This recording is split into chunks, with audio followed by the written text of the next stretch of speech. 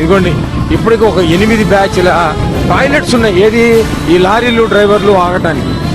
ఇది వీటితో పాటుగా ఇదిగో ఇంకా ఫైర్ ఇంజిన్లు నీళ్లు కడిగి పెట్టడానికి. అందరూ ఇక్కడే పడుకున్నారు రాత్రంతా. ఇంకో సరుకులు ఇలా వచ్చాయి.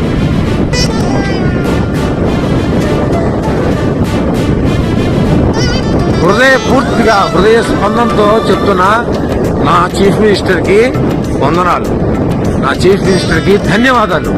నా సింగనగర్ కోసం మొత్తం రాష్ట్రాలంతా వదిలి ఈ ఒక్క ప్రాంతం కోసం కూడా కష్టం వచ్చిందని ఈ దేశ చరిత్రలో ఏ చీఫ్ మినిస్టర్ చేయింది నా కళ్ళ ముందర నా నగరానికి ఈ వ్యక్తి చేశాడు. నేను ఆయనకి చేస్తున్నటువంటి చిన్న కృతజ్ఞాంజలి మాత్రమే ఈ వీడియో. అయితే ప్రతి వ్యక్తిగతంగా నేను చేసి ఉంటా. మా అందరివి ఈ సముద్రంలో ఒక నీటి బొట్టు ఈ ప్రభుత్వం చేస్తోంది. మరి సెంట్రల్ గవర్నమెంట్ తెచ్చుకున్నాడో సొంతంగా తెచ్చుకున్నాడో ఇవన్నీ చూడాలి మీరు. ఇదంతా వీళ్ళందరినీ మేనేజ్ చేయడానికి ఒక్కసారి ప్రజలు వచ్చి మీద పట్టే ఇబ్బంది పడకుండా ఉండటం కోసం అని తొక్కిసలాటకుండా పని ఇవ్వాలి. వీళ్ళు ఐడియా ఇది మిత్రులారా, ఇది ప్రభుత్వం చేస్తోంది. ఇది నాకు స్వచ్ఛందంగా